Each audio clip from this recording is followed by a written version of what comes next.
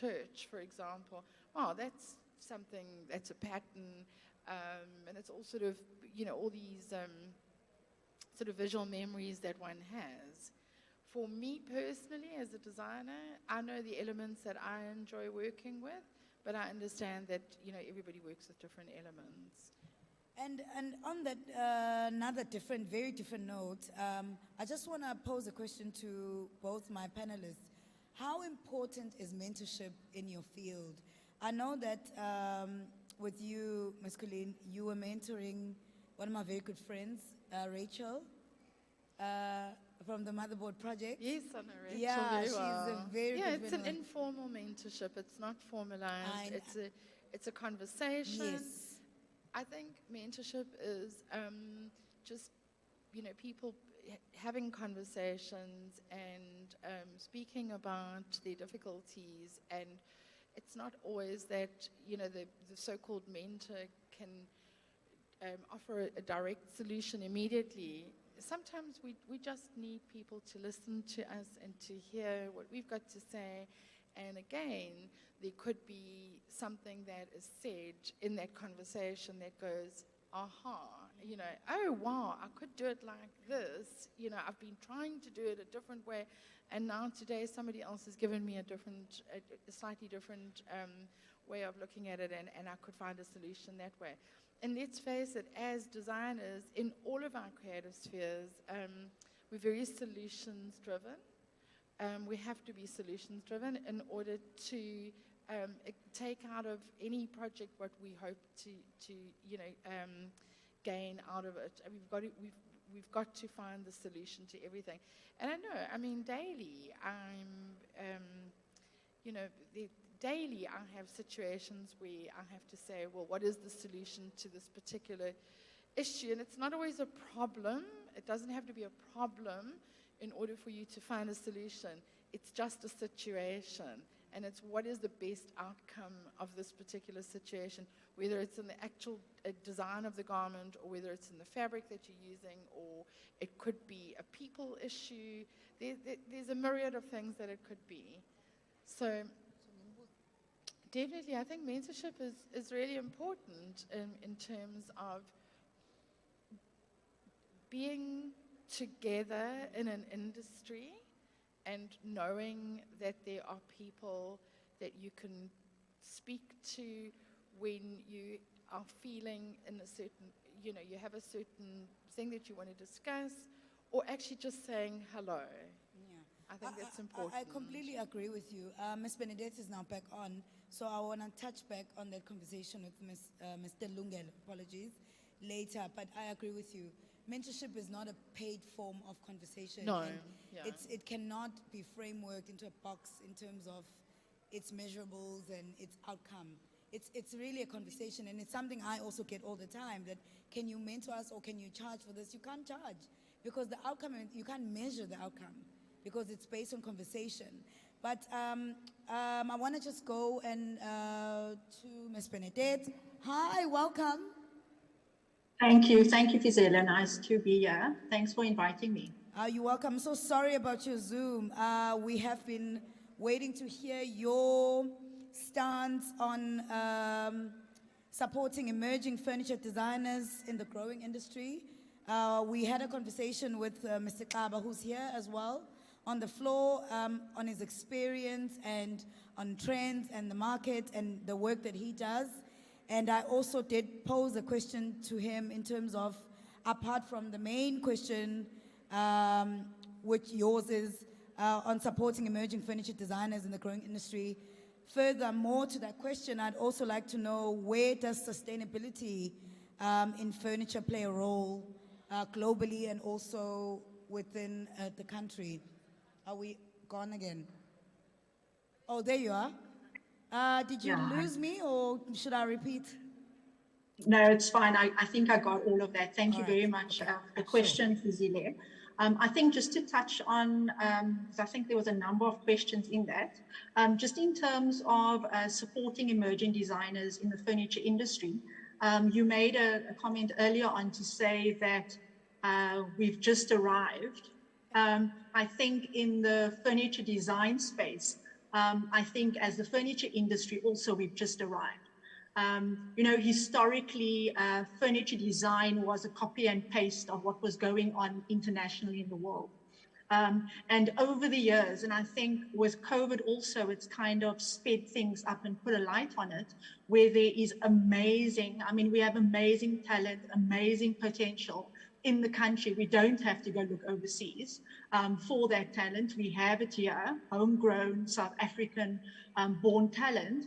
And I think the role we play as the South African Furniture Initiative is with the whole value chain. So when we talk sustainability, from raw materials right through to the consumer, and I think the previous speaker touched on it, it depends on who's your target market. So if Tanya is making custom-made furniture for the high-end market and she's focusing on a certain product, I think that then speaks to all the things that were touched on earlier.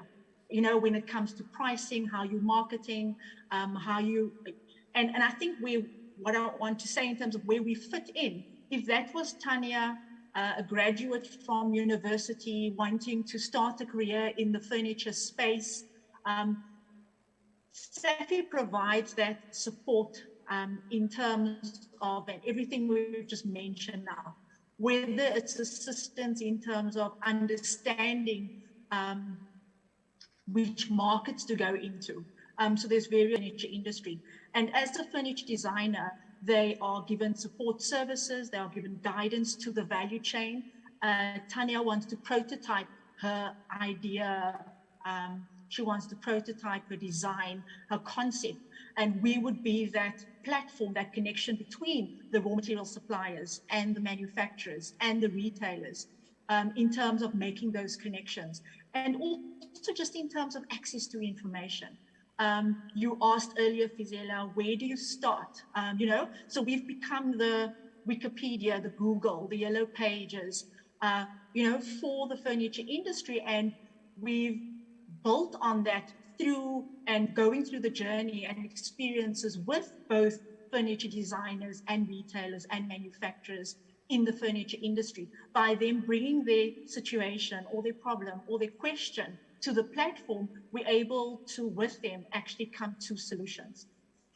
On the point of sustainability, and I think, Gisela, you were making a comment on, if we look at sort of traditional furniture in our homes, our grandparents, I think most of us gave that away. There was almost like a fashion trend where we wanted to be very modern and very contemporary. And it's actually interesting that over the last couple of years, we've seen a mixture of that. We've seen how the modern society has tried to infuse a bit of traditional and modern furniture.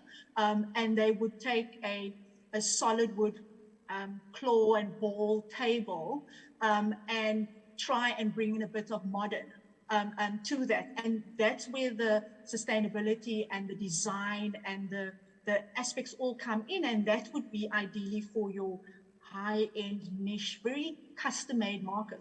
And then you get your market where, and I think the question you asked also was, clothing you buy all the time, furniture, is it the seasonal industry? Do you buy furniture all the time? And I think, once again, I go back to my comment in terms of the markets. We have the mass sort of low-end market where, and it's where you actually buy your furniture from. If you're dealing with an interior designer, or if you're dealing with a retailer, or if you're dealing directly with a manufacturer, I think that's also important, because I could buy my first home. I am not going to be able to purchase all the furniture for my house. So as much as furniture does seem to be seasonal, so we have our peak periods, we call it our silly season period, and that's between September and December.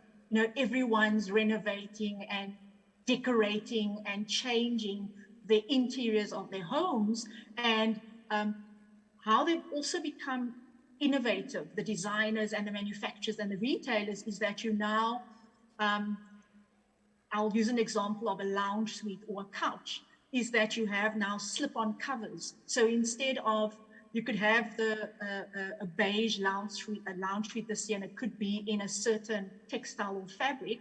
And next year, you'd find, so the retailers and the designers are being very innovative in terms of saying, you know, your interiors could look different if you just put on another slip cover onto your lounge suite. And people are doing that with chairs and things like that. You know, they reupholstering their furniture.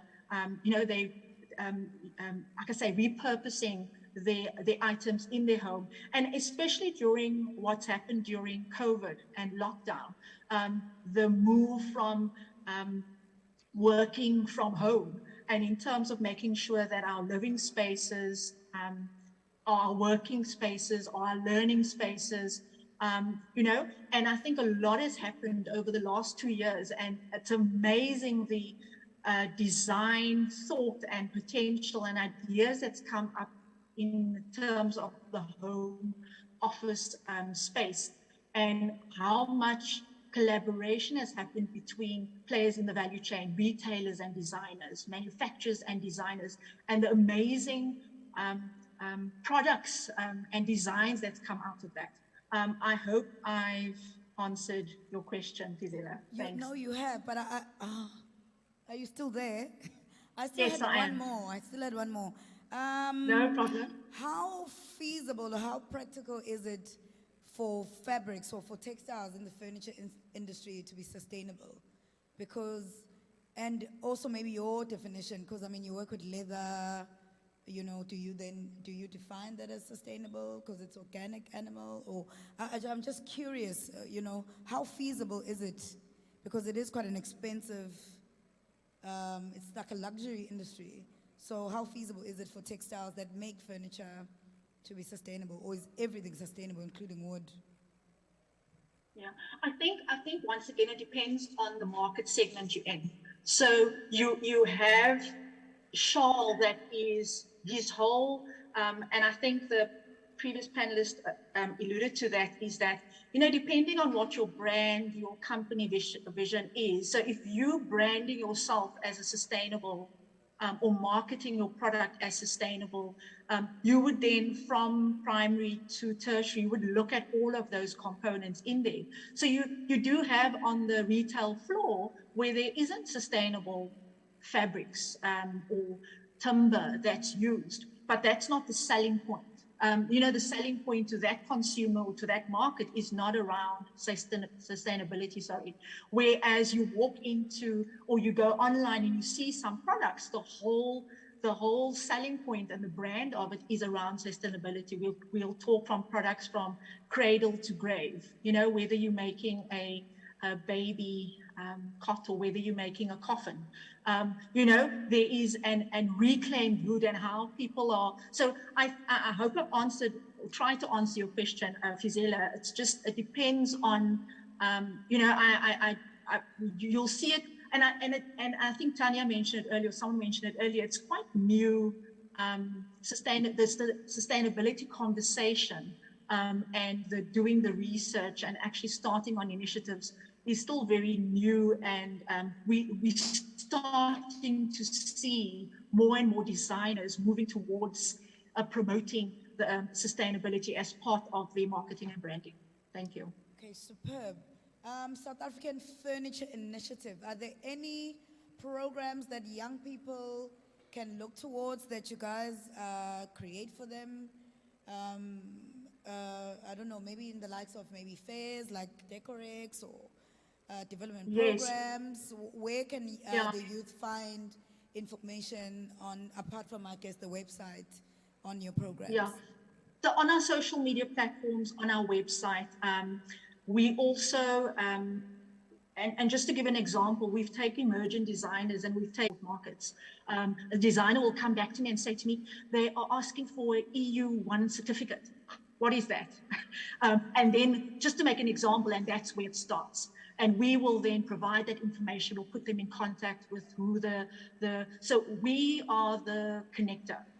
We're not a training provider. We're not an expert when it comes to exports, but we will connect you. We will put you in touch. We'll facilitate those engagements in terms of assisting you with, for example, export